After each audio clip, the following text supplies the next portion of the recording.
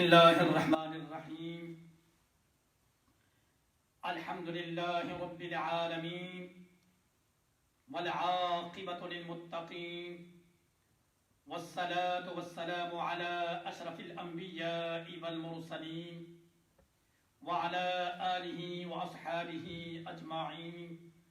أما بعد، فأعوذ بالله من الشيطان الرجيم. بسم الله الرحمن الرحيم.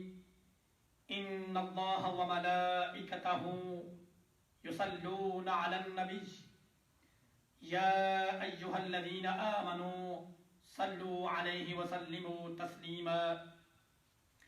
اللهم صل على سيدنا ومولانا محمد وعلى آل سيدنا ومولانا محمد وبارك وسلم وصل عليه.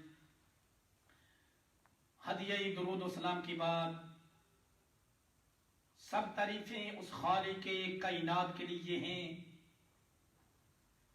کہ جس نے لفظ کن سے تمام کائنات کی تخلیق فرمائی اور تخلیق فرمانے کے بعد انسان کو اشرف المخلوقات بنایا اور انسان کو اشرف المخلوقات بنانے کے بعد انسان کے سر پر عزت اور کرامت کا تاج پہنایا کرنے کا شرف حاصل کیا. یہ 22 پارے کا مبارکہ ہے جو درود پاک کی فضیلت کے بارے میں اللہ سبحانہ و تعالی نے نازل فرمائی. جیسا کہ آپ تمام حضرات کو بخوبی یہ معلوم ہے کہ یہ ماہ مقدس ربیع الاول شریف کا مہینہ ہے، ربیع النور کا مہینہ ہے، برکتوں والا مہینہ ہے، بڑی شان والا مہینہ ہے، بڑی فضیلتوں والا مہینہ ہے. تو میرے پچھلے درس قرآن میں بھی میں نے درود پاک کی فضیلت کو بیان کیا تھا، تو آج پھر میں اسی موضوع کو آگے لے کر چلتا ہوں. اللہ سبحانہ و تعالی ارشاد فرماتا ہے ان اللہ و ملائکتہ یصلون علی النبی، بے شک میں اللہ اور میرے فرشتے آقا دو جہاں صلی اللہ علیہ وسلم کی ذات پر درود بھیجتے ہیں. یا ایہا الذین آمنوا صلوا علیہ وسلموا تسلیما. اے ایمان والو، تم بھی میرے محبوب علیہ السلام کی ذات پر درود و سلام کی نذرانے پیش کیا کرو. حضرات محترم، پورے نظام العبادات میں کوئی ایسا فعل نہیں کہ جس میں اللہ سبحانہ و تعالی کی ذات خود شامل ہو. یہ درود پاک یہ ایک ایسی عبادت ہے کہ اللہ رب العزت قرآن پاک میں ارشاد فرماتا ہے ان اللہ و ملائکتہ، بے شک میں اللہ اور میرے فرشتے میرے نبی پر درود بھیجتے ہیں. اے ایمان والو، تم بھی خوب درود و سلام کے نذرانے پیش کیا کرو. یعنی کہ یہ وہ عبادت ہے کہ جس میں خالق کے دو جہاں اللہ سبحانہ و تعالی خود اس میں شامل ہے. پہلے خود پڑھتا ہے، پھر ہمیں پڑھنے کے بارے میں ارشاد فرماتا ہے.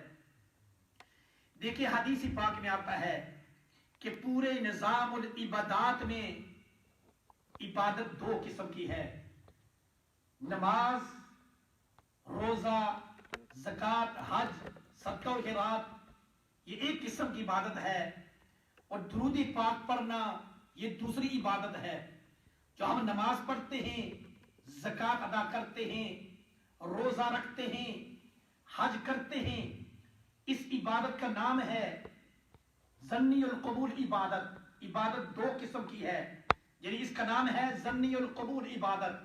اس کے اندر گمان ہے، شک ہے، وہم ہے.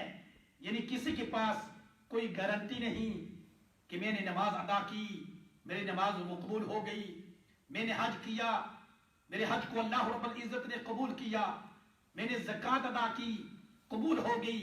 یعنی کسی کے پاس بھی کوئی گارنٹی نہیں کہ میں نے یہ فعل کیا تو اللہ نے میری عبادت کو قبول کر لیا. اس کا نام ہے ظنی القبول عبادت. دوسری قسم کی جو عبادت ہے وہ درود پاک ہے. فرمایا اس کا نام ہے قطعی القبول عبادت. جب بندہ اپنے منہ سے درود پاک کے الفاظ نکالتا ہے اسی وقت اللہ سبحانہ و تعالی اپنی بارگاہ میں مقبول فرما لیتے ہیں. یعنی یہ قطعی قبول عبادت ہے. جب ہی بندہ درود پاک پڑھتا ہے ابھی اس کے الفاظ مکمل نہیں ہوتے تو اللہ سبحانہ و تعالی اس عبادت کو مقبول فرما لیتے ہیں. اس کی وجہ یہ ہے کہ اللہ سبحانہ و تعالی اپنے پیارے نبی کے ساتھ اتنی محبت کرتا ہے کہ اس کے اوپر جو درود پاک پڑھتا ہے اس میں یہ گمان اور شک والی بات نہیں ہے کہ اس نے درود پاک پڑھا تو قبول نہ کرے. فرمایا میرے بندے میرے نبی پر درود پاک بھیجنا تیرا کام ہے, قبول کرنا میرا کام ہے. حدیث پاک میں حضرت جابر رضی اللہ تعالیٰ عنہ اس حدیث کے راوی ہیں, فرماتے ہیں کہ آقا دو جہاں صلی اللہ علیہ وسلم ایک روز ممبر شریف پر جلوہ گر ہوئے. آقا دو جہاں صلی اللہ علیہ وسلم نے جب ممبر کی پہلی سیڑھی پہ قدم مبارک رکھا تو فرمایا آمین. جب ممبر کی دوسری سیڑھی پہ قدم مبارک رکھا تو فرمایا آمین. جب ممبر کی تیسری سیڑھی پہ قدم مبارک رکھا تو فرمایا آمین. صحابہ کرام عرض کرتے ہیں یا رسول اللہ صلی اللہ علیہ وسلم آپ نے 3 مرتبہ آمین پڑھا, اس کا کیا مطلب ہے؟ میرے اور آپ رحمت والے نبی نے ارشاد فرمایا اے میرے پیارے صحابہ جب میں ممبر کی پہلی سیڑھی پہ قدم رکھا جبریل امین وحی لے کر حاضر ہوئے. عرض کرنے لگے یا رسول اللہ صلی اللہ علیہ وسلم بد نصیب ہے وہ بندہ, بدبخت ہے وہ بندہ کہ جس نے رمضان شریف کا مہینہ پایا اور رمضان شریف کے مہینے کی عزت و احترام نہ کر سکا, اس کے فیوز و برکات سے فائدہ حاصل نہ کر سکا, اس سے بد نصیب کوئی بندہ نہیں ہو سکتا. تو میں نے فرمایا آمین. جب میں ممبر کی دوسری سیڑھی پہ قدم مبارک رکھا جبریل امین پھر حاضر ہوئے. عرض کرنے لگے یا رسول اللہ صلی اللہ علیہ وسلم بد نصیب ہے وہ بندہ, بدبخت ہے وہ بندہ جس کی ماں باپ بوڑھے ہوں اور پھر وہ ان کی خدمت کر کے جنت کو حاصل نہ کر سکا, اس سے بد نصیب کوئی بندہ نہیں ہو سکتا. تو میں نے فرمایا آمین. جب میں ممبر کی تیسری سیڑھی پہ قدم مبارک رکھا تو جبریل امین پھر حاضر ہوئے.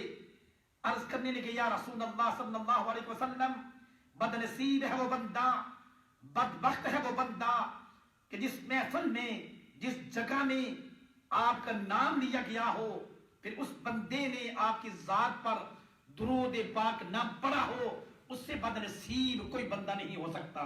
من ذکرت عنده فلم يصلي علی, جس محفل میں جس جگہ میں قمری ولی آقا کے نام لیا جائے پھر وہ بندہ درود پاک نہ پڑھے, من ذکرت عنده فلم يصلي علی, فرمایا اس سے بد نصیب اور بدبخت بندہ کوئی نہیں ہو سکتا ہے. حضرات محترم بڑی پیاری حدیث بیان کرنے جا رہا ہوں. آقا دو جہاں صلی اللہ علیہ وسلم ارشاد فرماتے ہیں کہ جب جمعے کا دن آتا ہے یا جمعے کی رات آتی ہے, جب جمعے کا دن آتا ہے تو اللہ سبحانہ و تعالی فرشتوں کو زمین پر بھیجتا ہے, اور فرشتوں کو جب زمین پر بھیجتا ہے تو فرشتوں کے ہاتھوں میں سونے کی قلم ہوتی ہے, چاندی کے ورق ہوتے ہیں اور نور کی سیائی ہوتی ہے, اور پھر جو درود پاک پڑھنے والے ہیں وہ فرشتے سونے کے قلم سے لکھتے ہیں, چاندی کے ورق پر لکھتے ہیں اور نور کی سیائی کے ساتھ لکھتے ہیں. کیا شان ہے درود پاک پڑھنے والوں کی. حضرات محترم مولا کائنات فرماتے ہیں, اس حدیث کے راوی ہیں, فرماتے ہیں جو جمعے کے دن درود پاک پڑھنے والا ہے فرمایا قیامت کے دن وہ اس طرح آئے گا کہ اس کے ساتھ ایسا نور ہوگا کہ وہ نور سارے لوگوں میں ساری دنیا میں تقسیم کر دیا جائے تو پھر بھی ان کے لیے کافی ہے. میرے اور آپ کے رحمت والے نبی نے ارشاد فرمایا اے میرے پیارے صحابہ, اے میرے پیارے امتیوں, جمعے کے دن کثرت کے ساتھ میری ذات پر درود پاک پڑھا کرو, کثرت کے ساتھ درود پاک پڑھا کرو. فرمایا جو کثرت کے ساتھ درود پاک پڑھنے والے ہیں فرمایا کہ جمعے کے دن جو میرا امتی درود پاک پڑھتا ہے میں خود اپنے کانوں سے سنتا ہوں. سبحان اللہ. فرمایا جو درود پاک جمعے کے دن پڑھتا ہے میرا امتی تو میں اپنے کانوں سے اس کا درود پاک سنتا ہوں, اور جمعے کے علاوہ جو باقی دن ہیں کوئی میرا امتی درود پاک پڑھتا ہے تو فرشتے میری بارگاہ میں اس درود پاک کو پیش کرتے ہیں۔ صحابی رسول حضرت ابو درداء رضی اللہ تعالی عنہ عرض کرتے ہیں یا رسول اللہ صلی اللہ علیہ وسلم، آپ ارشاد فرما رہے ہیں کہ جمعے کے دن کثرت کے ساتھ درود پاک پڑھا کرو۔ یا رسول اللہ صلی اللہ علیہ وسلم، کیا آپ کے وصال کے بعد بھی آپ کی بارگاہ میں درود پاک پیش کیا جائے گا؟ تو آقا دو جہاں صلی اللہ علیہ وسلم نے ارشاد فرمایا، ہاں میرے پیارے صحابی، میری وصال کے بعد بھی جو میرا امتی درود پاک پڑھے گا میری بارگاہ میں اس کو پیش کیا جاتا ہے۔ فرمایا اللہ سبحانہ و تعالی نے تمام انبیاء کے جو جسم ہیں مٹی پر یہ حرام کر دیا ہے کہ وہ کسی نبی کے جسم کو کوئی نقصان پہنچائے یا اس کو کھا سکے۔ حضرت ابو درداء فرماتے ہیں کہ یا رسول اللہ صلی اللہ علیہ وسلم، جب بندے کو قبر کے اندر اتار دیا جاتا ہے تو اس کا جسم بوسیدہ ہو جاتا ہے، تو فرمایا انبیاء کے جو اجسام ہیں اللہ سبحانہ و تعالی نے مٹی پر یہ حرام کر دیا ہے کہ اللہ کے نبی کو کوئی نقصان پہنچائے یا ان کے جسم کو ٹچ کر سکے۔ فرمایا جس طرح تم میری زندگی میں درود پاک پڑھتے ہو، فرمایا میری وصال کے بعد بھی اسی طرح میری بارگاہ میں تمہارا درود پاک پڑھا جاتا ہے۔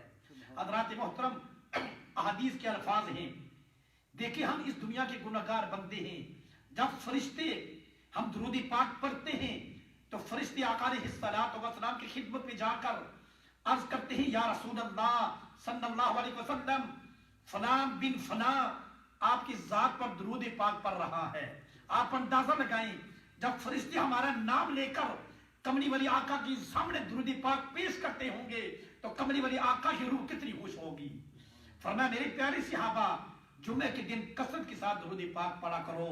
جو محبت والے ہیں، جو محبت کے ساتھ درود پاک پڑھنے والے ہیں، میں جمعے کے دن ان کا درود پاک خود سنتا ہوں، اور جمعے کے علاوہ جو لوگ درود پاک پڑھتے ہیں ان کا درود پاک میری بارگاہ میں پیش کیا جاتا ہے۔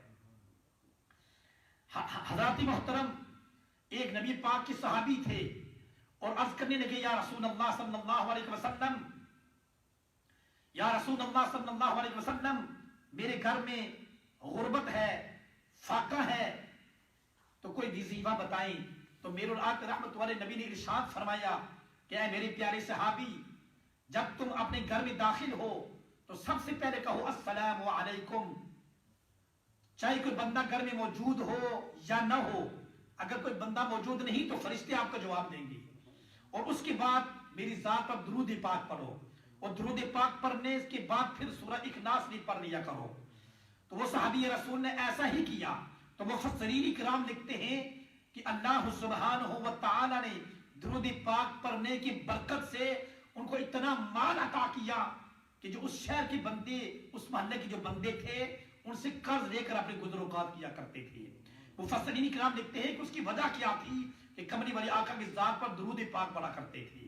حضرات محترم، آج ہم گھروں کے اندر ہم سب بندے پریشان ہیں، بے سکونی ہے، افراتفری کا عالم ہے، کوئی کہتا ہے کاروبار نہیں چل رہا، تجارت میں خسارہ ہے، گھر کے اندر سکون نہیں۔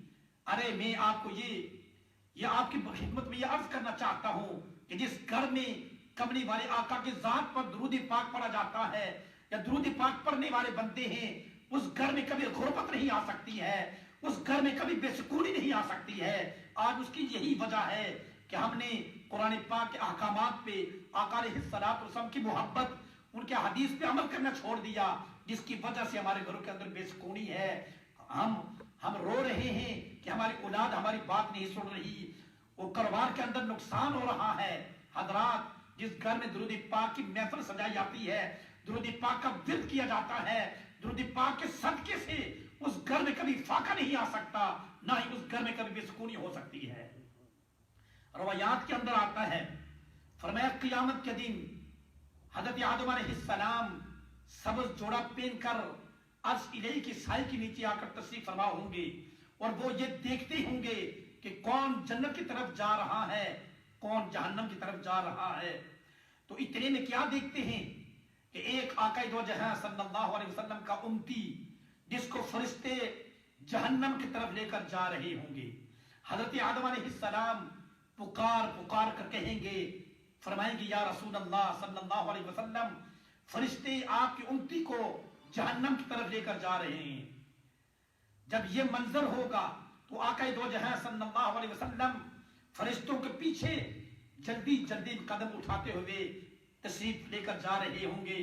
تو فرشتوں کو جب ارشاد فرمائیں گے تو فرشتے عرض کریں گے رکنے کے لیے. جب ارشاد فرمائیں گے تو فرشتے عرض کریں گے یا رسول اللہ صلی اللہ علیہ وسلم اللہ کا حکم ہے, ہم اللہ کے حکم کے پابند ہیں, جو کچھ وہ ہمیں کرنے کے لیے ارشاد فرماتا ہے وہ ہم اس کے حکم کے پابند ہیں. جب نبی پاک یہ بات سنیں گے, فرشتوں کا جواب سنیں گے, غمگین ہو جائیں گے.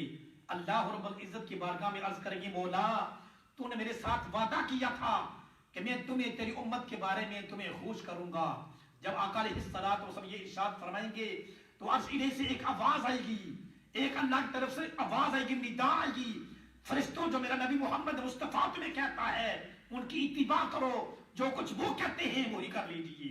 حضرات محترم یہاں سے پتہ چلا ہے کہ جس کے اوپر نبی پاک کی مہر لگے گی وہی جنت میں جائے گا.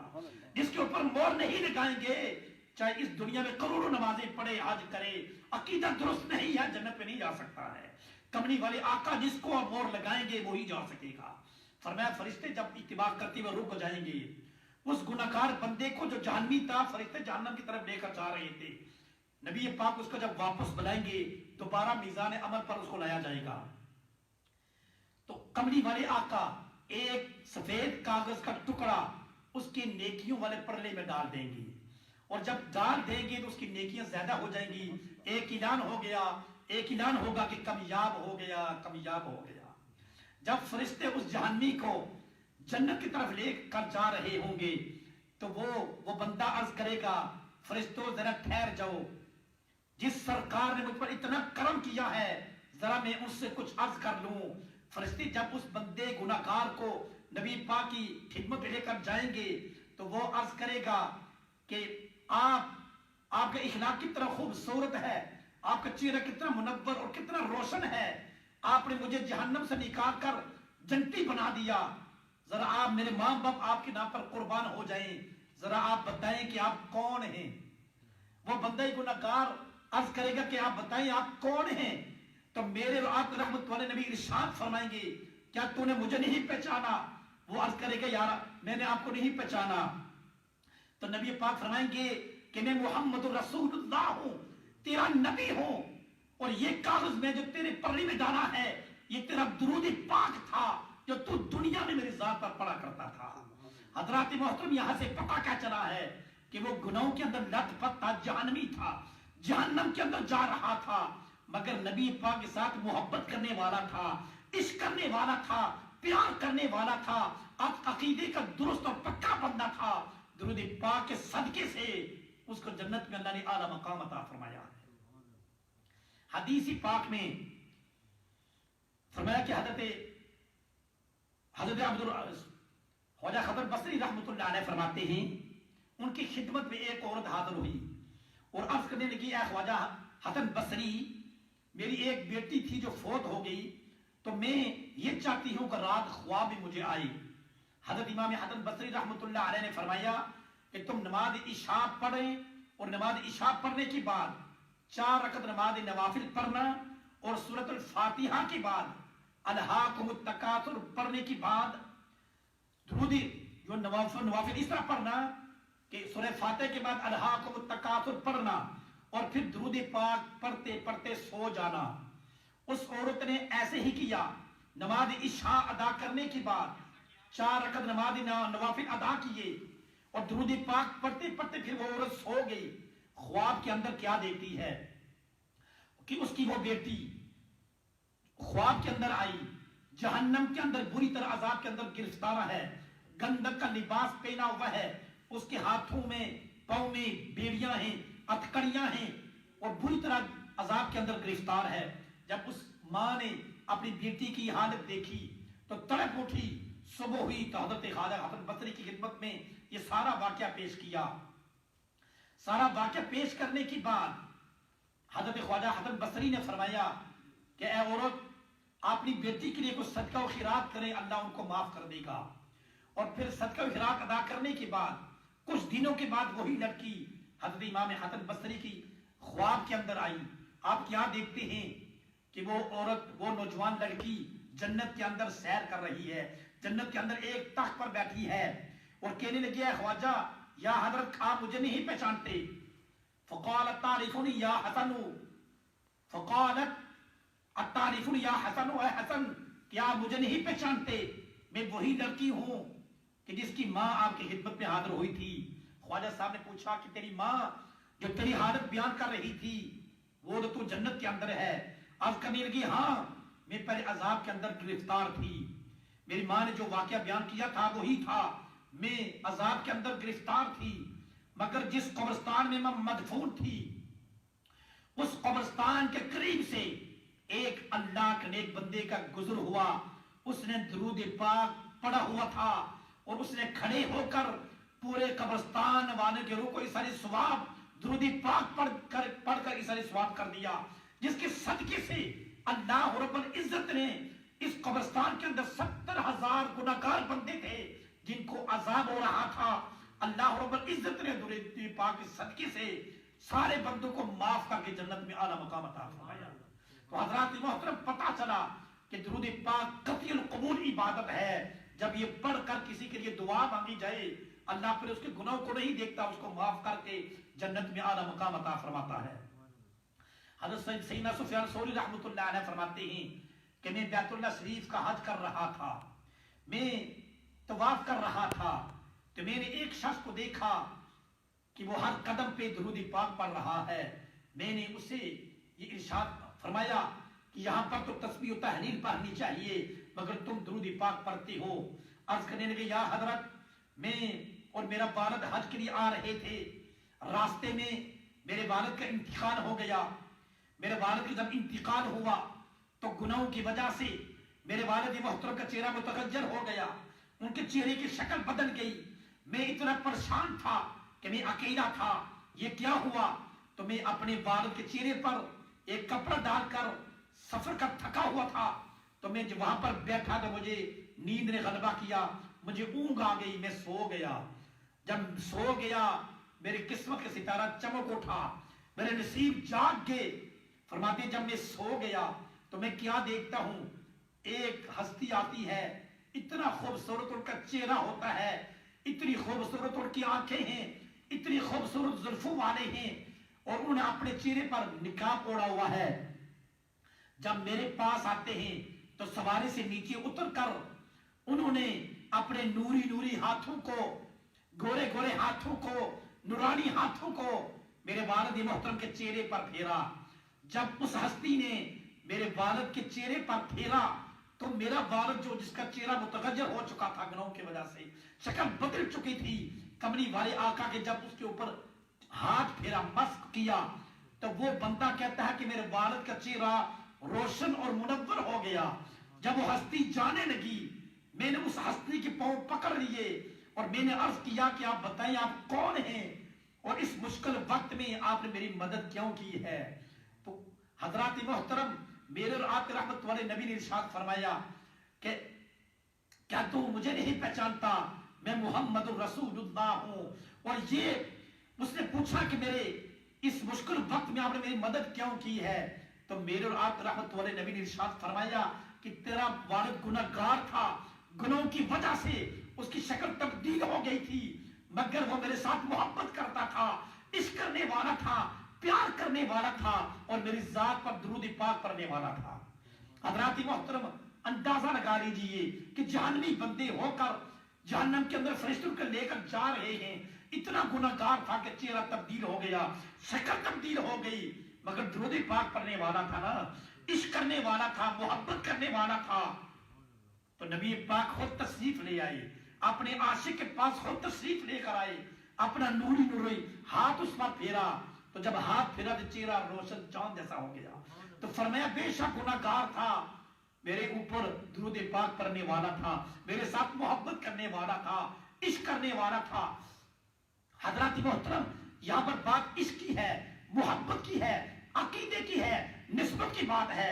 حدیث پاک میں آتا ہے بنی اسرائیل کا ایک بندہ تھا، موسیٰ علیہ السلام کے زمانہ کا بندہ تھا. جو بڑا گناہگار بندہ تھا، اس نے 100 سالہ زندگی فسق و فجور اور گناہوں میں گزار دی. جب 100 سال گزرنے کے بعد اس کی زندگی کا خاتمہ ہو گیا، ملک الموت نے اس کی روح کو قبض کر دیا. جب اس کی موت واقع ہو گئی تو اس کے علاقے کے جو لوگ تھے وہ اس کے گناہوں سے تنگ تھے، اس لیے اس کی باڈی کو، اس کی لاش کو اٹھا کر شہر سے باہر گندگی کے ڈھیر پر پھینک دیا. اللہ سبحانہ و تعالی یہ منظر دیکھ رہا تھا کہ 100 سالہ گناہوں کے اندر لت پت ہے، اس کی بدماشی، بد کرداریوں سے، گناہوں سے سارا شہر سارا محلہ تنگ تھا. اس لیے اس کی لاش کو گندگی کے ڈھیر پر پھینک دیا. اللہ سبحانہ و تعالی نے فرمایا جبریل عرض کرتے ہیں جی رب جلیل، فرمایا جبریل جلدی جاؤ، میرے موسیٰ نبی کو ان کی بارگاہ میں میرا سلام پیش کرو. اور سلام پیش کرنے کے بعد ان کی بارگاہ میں یہ ارشاد فرماؤ کہ میرا دوست کا انتقال ہو گیا. آپ لفظوں کے اوپر غور کریں کہ وہ 100 سالہ بندہ گناہگار، اس کی بد کرداری سے لوگ اتنے تنگ تھے کہ شہر سے باہر گندگی کے ڈھیر پر پھینک دیا، مگر اللہ سبحانہ و تعالی جبریل امین کو بھیجتے ہیں کہ جہاں نبی موسیٰ نبی سے فرما دے کہ میرے دوست کا انتقال ہو گیا. ارے گناہگار کا دوست کیسے بن گیا؟ اللہ فرماتا ہے میرے دوست کا انتقال ہو گیا.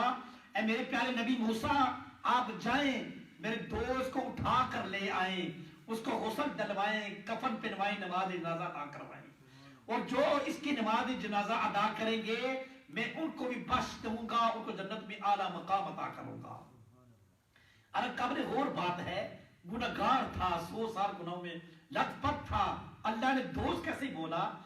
جب نماز موسیٰ علیہ السلام جب اس کو گندگی کے ڈھیر سے لے کر آئے، غسل دیا، کفن پہنایا، نماز جنازہ پڑھانے کے بعد عرض کرتے ہیں مولا مسئلہ کیا ہے، ماجرا کیا ہے؟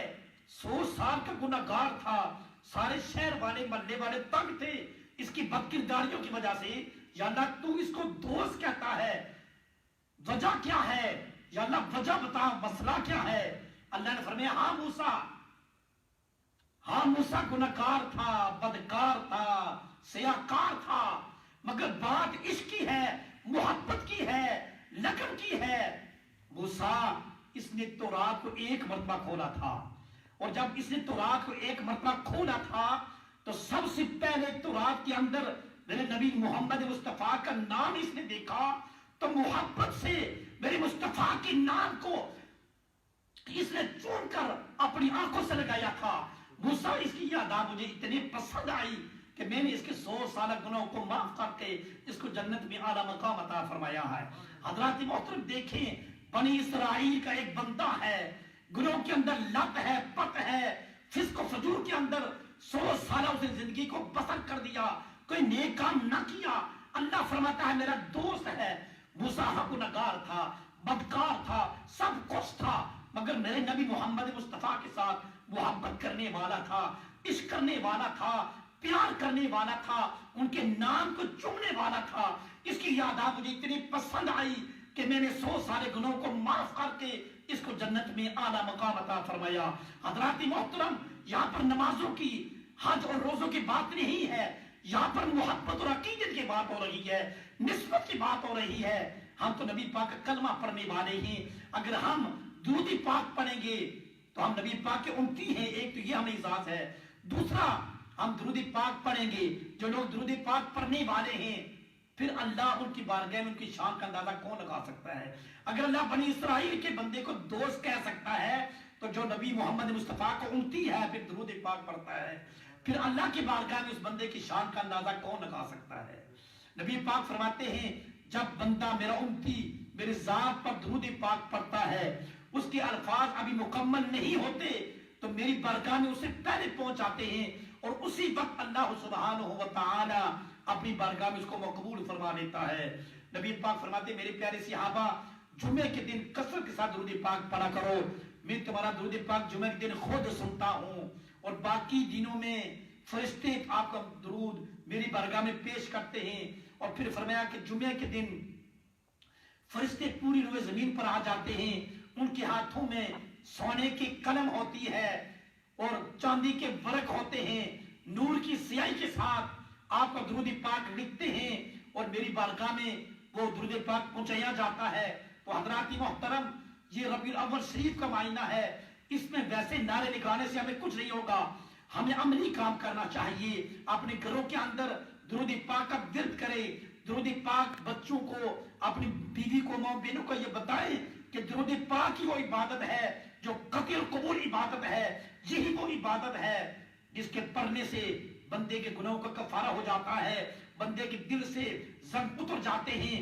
یہی وہ عبادت ہے جس کے متعلق اللہ فرماتا ہے غفرت لہ ذنوبہ ولو کانت مثل زبدۃ البحر. جو بندہ میرے نبی پر درود و سلام پیش کرتا ہے, درود و سلام پڑھنے والا ہے, چاہے اس کے گناہ سمندر کی جا کے برابر کیوں نہ ہو, میں اس کے گناہوں کی طرف نہیں دیکھتا, میں اس کے درود پاک کی طرف دیکھتا ہوں, اس کی محبت کی طرف دیکھتا ہوں, عشق کی طرف دیکھتا ہوں. چاہے اس کے گناہ غفرت لہ ذنوبہ ولو کانت مثل زبدۃ البحر, سمندر کی جا کے برابر کیوں نہ ہوں, میں درود پاک کے ساتھ. حضرات محترم یہ ربیع الاول شریف کا معنی ہے. کثرت کے ساتھ آقا علیہ الصلوۃ والسلام کی ذات پر درود پاک پڑھیں, درود پاک کے نذرانے پیش کریں, دعا کیجیے اللہ رب العزت ہمیں آقا علیہ الصلوۃ والسلام کی پکی سچی اور سچی محبت پیدا فرمائے, اور اللہ ہمیں یہ توفیق عطا فرمائے کہ ہم کثرت کے ساتھ آقا دو جہاں صلی اللہ علیہ وسلم کی ذات پر درود پاک پڑھنے کے اللہ ہمیں توفیق عطا فرمائے. وآخر دعوانا ان الحمد للہ رب العالمین.